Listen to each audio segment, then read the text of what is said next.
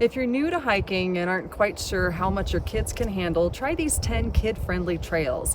I hiked them with my son when he was little, and I had my dog along as well.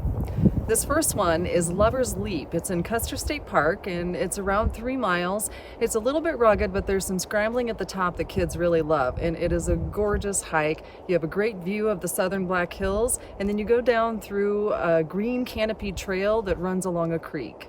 Our second trail, the Prairie Trail, leads you up and down gentle hills and through gorgeous wildflower meadows. It offers views of both the Black Hills and surrounding prairie.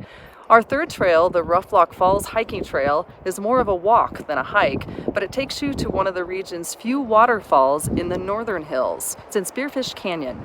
Along the way, you walk through breathtaking Spearfish Canyon, which is one of the most beautiful areas of the hills. Our fourth trail is Falling Rock Trail, just outside of Rapid City. It gives you a lot of bang for your buck. It's only 20 minutes round trip, but yields spectacular views of Rapid Creek framed by majestically grand canyon walls. Our fifth trail is the Mickelson Trail. It's an old railroad bed comprised of dirt and aggregate. The uphills and downhills are not steep, but can be long. This trail is a treasure that gives you views of the best of the Black Hills for minimal hiking effort. You can pick any section of the 109-mile trail, including one of 4 tunnels. Our sixth trail, the Creekside Trail, is a paved trail that runs along Galena Creek and US Highway 16A from Game Lodge to Grace Coolidge Campgrounds in Custer State Park.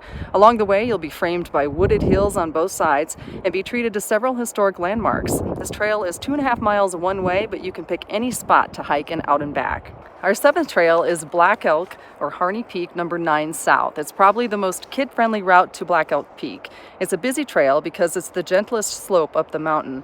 It's still 6.6 miles out and back, so be sure your kids can handle that kind of lengthy climb before embarking on this one.